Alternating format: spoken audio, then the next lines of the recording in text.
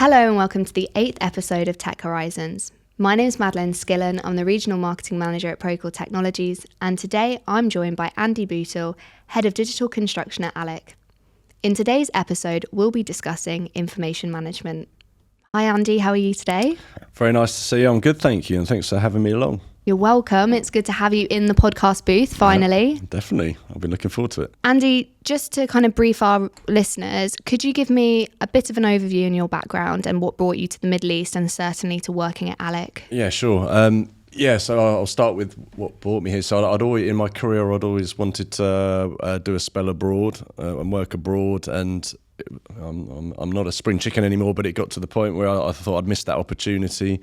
I had a recruiter just contact me out of the blue one day a few years ago, saying that there was an opportunity in Dubai for a contractor with a really good reputation. Mm-hmm. So I was open to a chat, and it just kind of went from there. So I've been in Dubai now just over 2 years, 4 months, I think.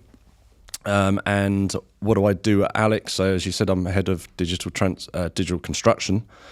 Essentially, that's information management using BIM. So I have a team of 15, soon to be 16, very professional and fantastic managers and coordinators and engineers working on our projects.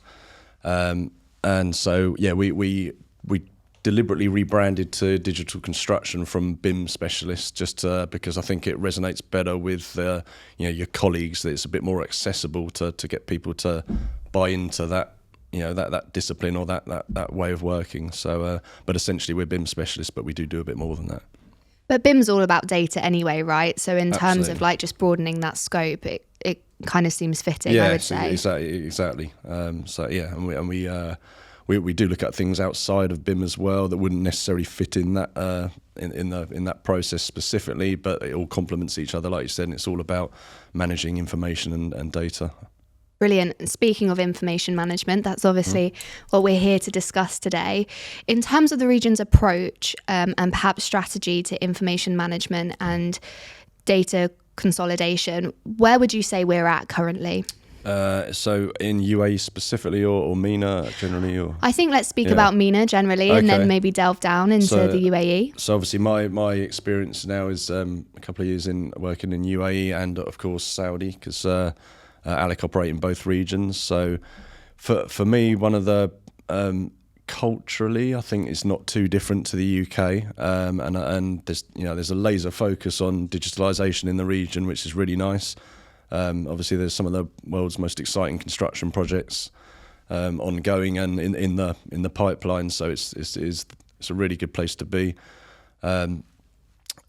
Information management, BIM is almost. I mean, certainly the projects we work on are the bigger, more complex ones. So, it's very rare we'll come across a tender with no client requirements. So it's kind of a standard, which is really nice. The culture, I think, isn't too different. Obviously, KSA is a little bit different. The culture's rapidly changing there for the environment and the direction and the strategy. But yeah, certainly the ways of working are very similar. The approach is good, and there's a real visionary direction for doing things in a modern way and leveraging data and transforming the industry. Absolutely. I think the complexity of the projects that are taking place in KSA and UAE are pretty equitable, and that level of ambition is really driving a new approach to construction, I would say, maybe unforeseen in other regions. Speaking of Alec then, because Alec is obviously a very well-known name, where do you see the approach that's taken by Alec being a real differentiator in the market, and in terms of, in particular, their data management and information management? Yeah, I mean, I'm quite lucky with Alec. There was already a good level of maturity there in terms of innovation, and innovation is one of our core values. So that the culture set in the company, people are very forward thinking. Naturally, there's a genuine willingness to embrace new ways of working, technologies, whatever it is. So I think we do really well in that regard. Quite honestly, no company's perfect. We've still got a long way to go on the journey, but yeah, we're quite forward thinking. We've got really good support from leadership who get where we need to go and keep pushing. So yeah, I'm really pleased with the culture and the uptake of the things we're trying to push strategically. And in terms of project management and risk, and the risk associated with different projects, how are Alec approaching that within the region, perhaps when it comes to data?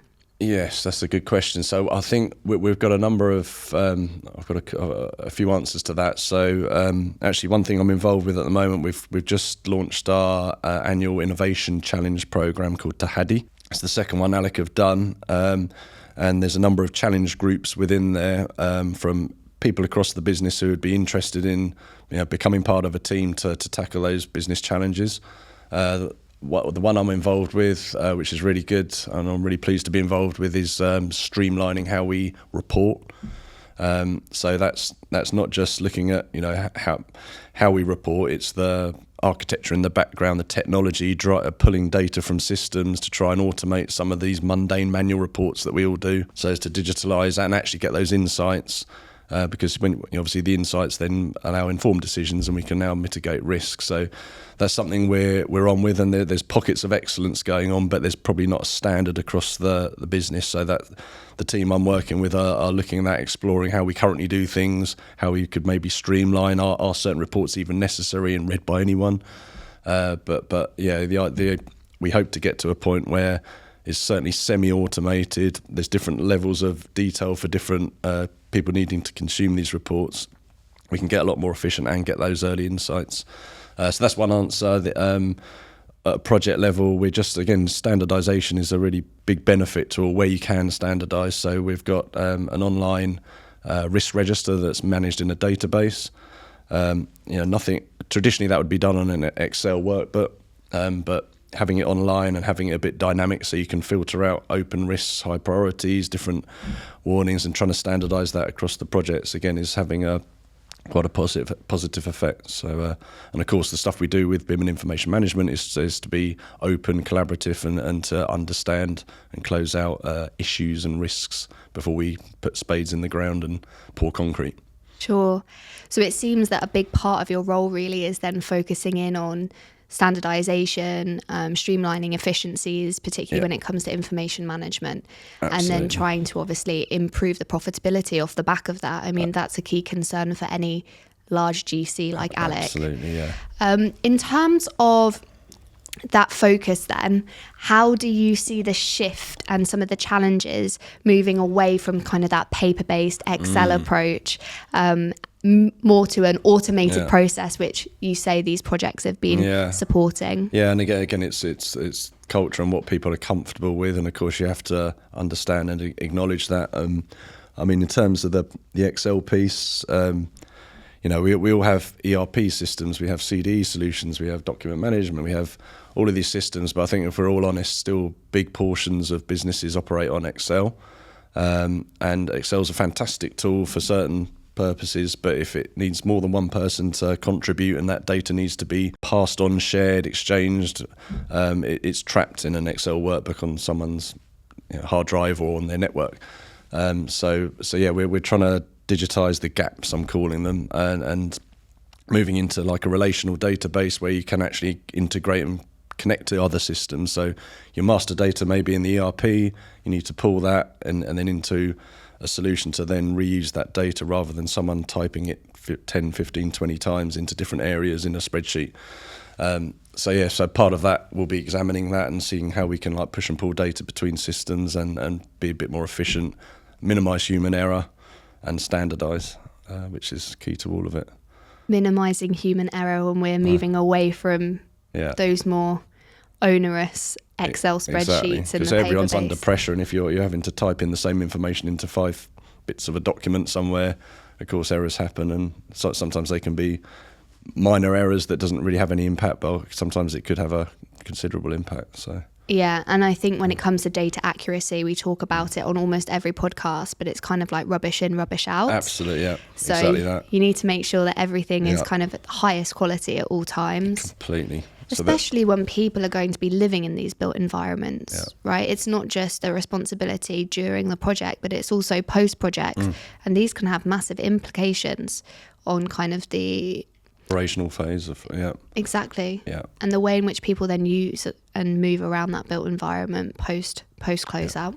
So you talked about challenges just then in terms of moving from a paper-based to an automated process. But when we come to implementation, where do you foresee the challenges being there, and perhaps more specifically for large general contractors? Yeah, I guess, I mean, the key piece is training and regular upskilling and supporting the workforce to move from traditional processes and ways of working to the new ones. So there's of course an investment that's required, because if you don't train, you can launch the best tools, the best tech stack in the world at a company. If you don't train people to use it properly and get the value, then it will be pretty ineffective. So yeah, training, upskilling is a huge piece.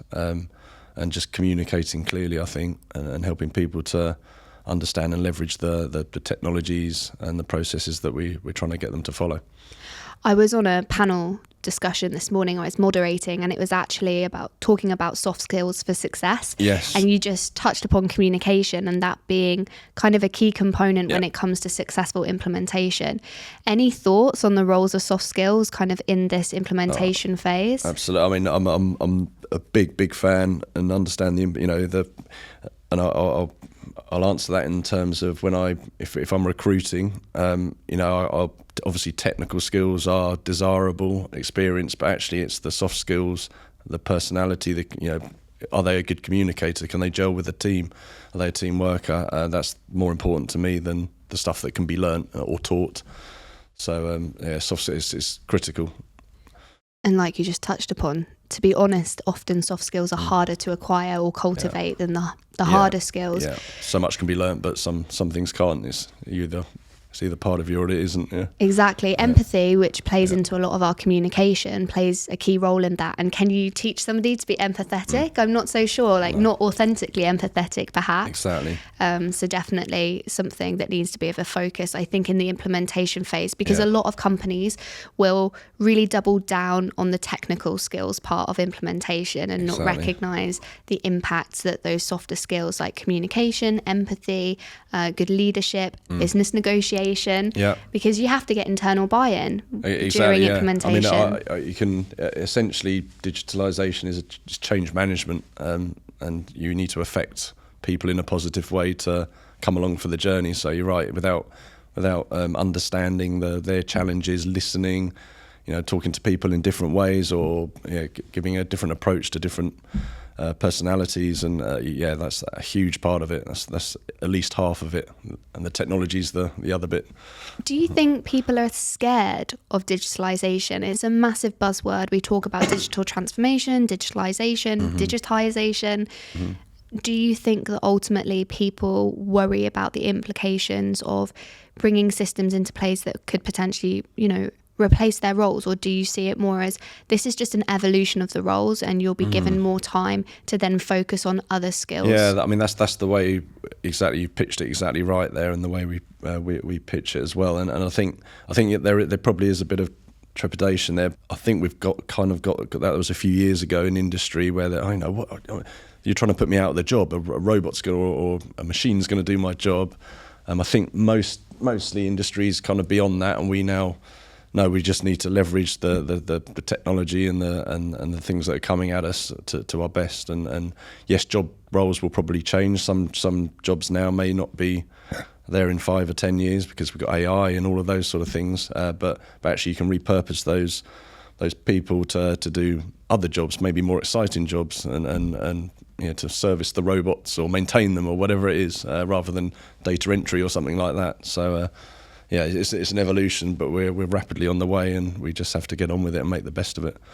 And that's the word, evolution, having an open mind to the evolution of your job role, and then working and being proactive in trying to then plug the gap and find the opportunity where you can develop with the technology in hand. Yes, exactly right. In terms of measuring success then, because these pieces of kit, these digital solutions, they're not cheap. Or some of them aren't cheap at least. How do Alec and GCs, and in your experience, the most successful companies go about measuring the impact of these digital solutions? So that's That's a hard one to answer. KPIs and setting. It's back to the reporting piece. So there's a level in terms of measuring the adoption of technologies that we deploy. And again, for in Alec, we've got a really mature innovation team. Any new initiatives will typically, we've got a framework for, it's called Bright Ideas.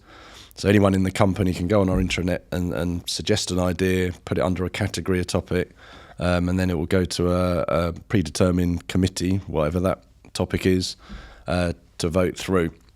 Now so we have hundreds of ideas coming from the company each year that will go through a process, get voted through. Those ideas that actually, are voted through by the committees will then get implementation, funding, support, project management applied to the point where we implement and realise the benefit. And then part of that process at the end is a closeout report to evaluate the investment, the potential impact, where there may be savings, maybe not monetary, but efficiency, productivity, things like that.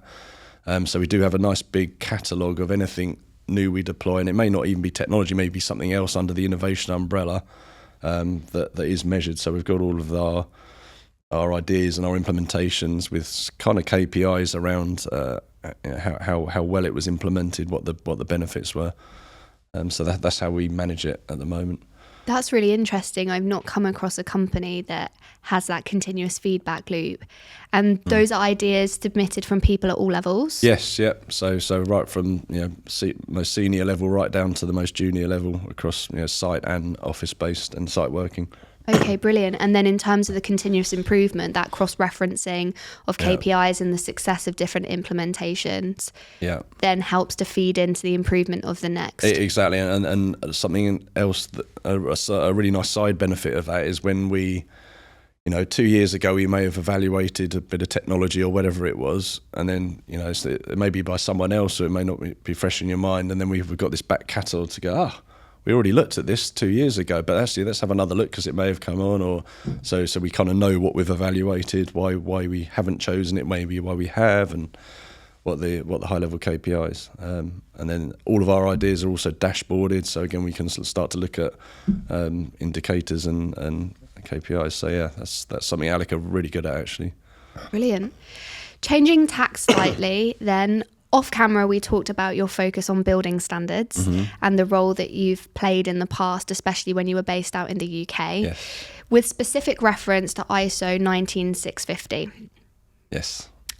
Could you expand upon that a little bit more in terms of the crossover from digital and these building standards and how it's really pushing the industry forwards? Yeah, so I mean, ISO 19650 was an evolution from the UK BIM standards, so the 1192 suite. And it was elevated to ISO in 2018. The ISO 9650 series started to be published. I mean, the nice thing was it made sense because a lot of the other regions around the world were following the UK's standards, so it made perfect sense for it to move to ISO. My involvement was with through what was previously known as the UK BIM framework, now called NEMA. And one of the things we were doing in partnership with BSI was authoring the UK BIM framework guidance to the standards, and again that was a really nice thing to be involved with and quite refreshing because there were a big group of BIM specialists coming together and often had slightly opposing views and opinions of how certain clauses in these standards were supposed to be understood and interpreted and implemented.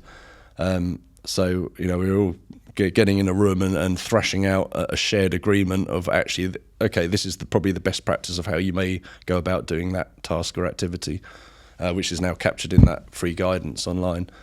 So that was a really good thing to be involved with. And then, it's just there to help guide people to get a shared understanding around how you may implement some of these standards. Go back to your question, I think, so why is standardization key? Well, it's repeatability really, isn't it? And if there's an internationally agreed way of doing something, and again, it's not so rigid that you can't experiment within some of those. Yeah, exactly. And there may be national annexes for local implementation, but it's just trying to set a common framework. So there's a shared understanding. So when you move from hopefully project to project or region to region, the approach is similar. It's familiar. You can get efficiency out of repeatability. I think there's often this belief that regions vary hugely, one from the other. But the reality of it is the industry and the way in which we approach building the built environment is really not that different. Exactly. So these standards really help to ensure that standardization, like you said, the compliance against it. And also, I guess it helps with the mobility of talent and staff across the world, because we're moving towards a more globalized world, and we know that. You're as an individual and a company, you're exportable, and you can work for clients in different regions and still follow a very similar approach. Where do you see striking the right balance between the international standards and obviously meeting the local client requirements of perhaps in country? And local legislation, etc. So they're not supposed to be so rigid. It's a framework for best practice. So you operate where you can within that best practice, and ultimately you need to respond to the contract and the client's requirements more often. The thing ISO does allow, or so 19650 does allow, it is a regional annex or a national annex. So the UK has a national annex for this is a typical naming convention, how you'd name documents or the structure for that, or information containers as they're called in the standard, a specific classification system that's recommended, things like COBE, IFC. But as far as I'm aware, it's only the UK at the moment. I think Ireland has a national annex, the UK national annex. I don't know of any other annexes in development. So the UAE potentially could generate a national annex for any specifics out here. But I think a lot of other regions typically either follow the UK approach or perhaps they're more of a US approach to things. But all can operate within the framework of the standard. But as we said, building's building at the end of the day in terms of general approach.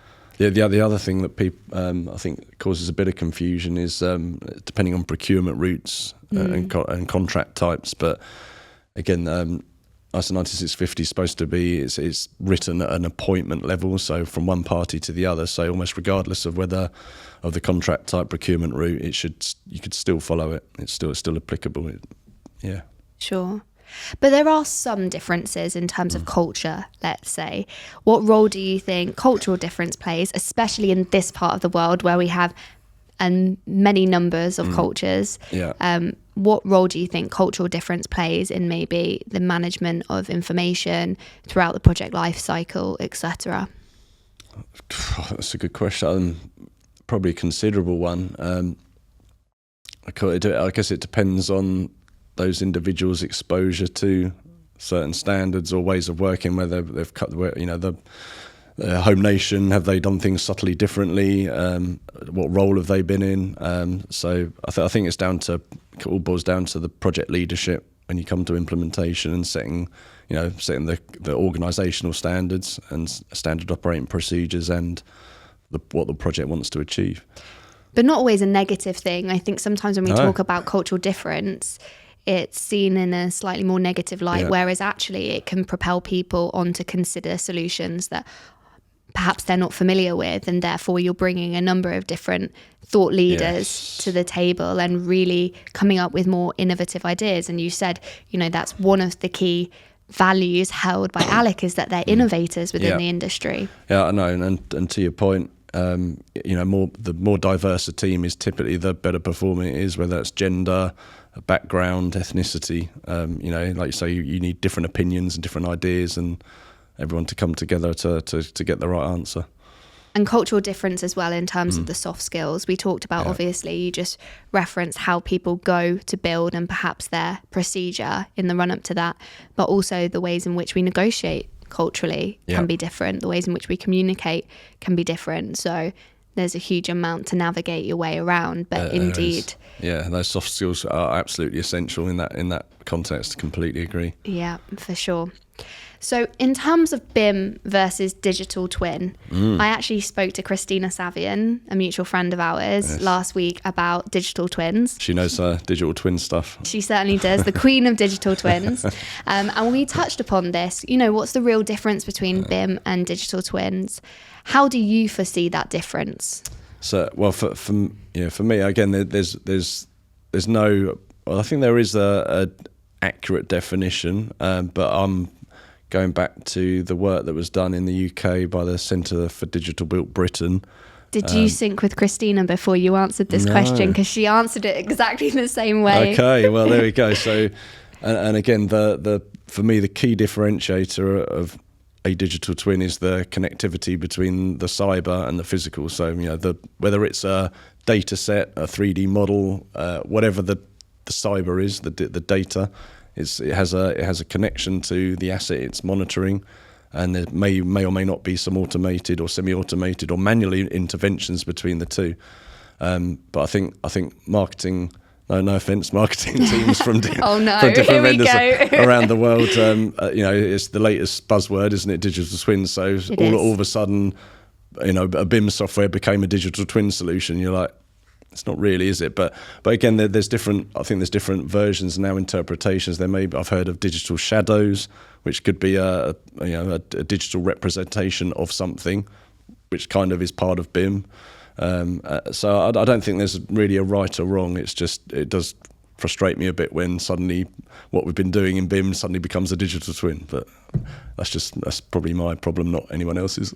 Yeah, maybe an evolution. Yeah. Of they're kind of so intrinsically linked that maybe they kind of both evolve off one another. Yeah, and for me, the danger is like it's human nature. We all like to latch onto the latest shiny, like cool thing. So, something I've always tried to do in my career is just let's all keep going back to the basics and getting the basics right, and not just jump straight into this cool super new thing over here. Because if we don't build the foundation and get the basics right, then we're never going to get the outcomes we want. And the basics really is what matters. Yeah. And people don't probably focus enough on the basics. Agreed. And because often it's not particularly sexy and it's pretty boring, but it's actually really important to get right. It's the bread and butter. Yeah. Yeah. So still we argue over naming conventions on every project. So there we go. Well, I mean, as a marketer, I understand that we do like a buzzword. So I hear your frustration and I think it's valid, honestly.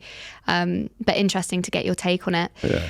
In terms of the future then, how optimistic are you about the progression of digital transformation and new solutions really propelling the industry forwards? Yeah, I mean, I think I'm an optimist generally, so I'm very optimistic. Glass half full. Yeah, I am. But no, I mean the sort of the groundswell and the appetite now is more than I've ever known in my career. So it's only growing. I think we're such a complex industry, and that's the challenge we have in construction and built environment, isn't it? And this complexity of procurement routes, huge supply chain with varying capabilities, so we can only go so fast. But the groundswell around it now is reached as much as I've known. So it's very exciting and optimistic. Where would you place your bets? In terms of if you were to invest in a digital solution, or you were trying to take a particular approach, looking forward ahead, perhaps where the region is going in terms of the ambitions and the 2040 master plan, et cetera, 2030 vision for Saudi, what do you think is really going to move the needle?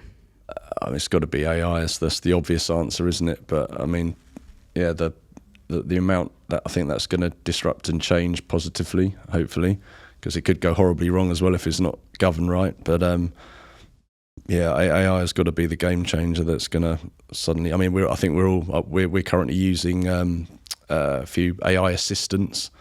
So Microsoft Copilot, those things we're trialing that, and it sort of does all that. It's like having a virtual assistant that can do these manual tasks for you.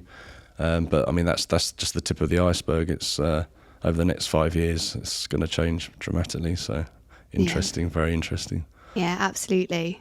I think that AI is going to become a key component, actually, a key driver for people, not just within construction, but across most industries.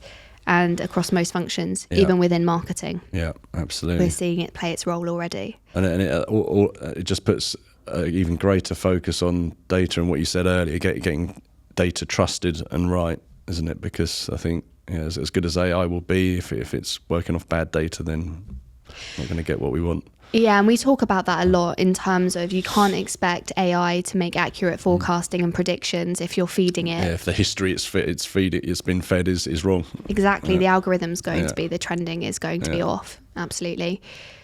So reflecting on your career journey then, to close out, if you were to give anybody some advice, or if there were any key skills where you thought that really helped me progress within my own career, what would those be?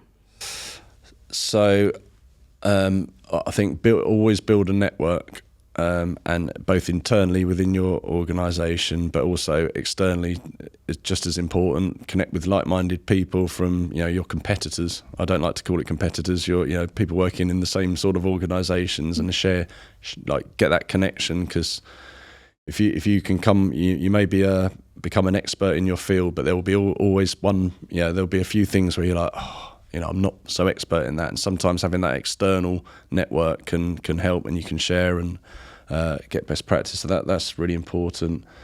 I'd say don't pigeonhole if you start off in a certain role, especially early in your career, don't be afraid to have a look at other roles and maybe do some rotation, because for my own experience, I started out as a mechanical engineer, quite enjoyed my job, was relatively good at it, and probably by fluke timing I ended up in a BIM role. And that's actually what excites me, and what I get out of bed for, and what makes me come to work now. Is I was flukily enough, I found the role that was right for me.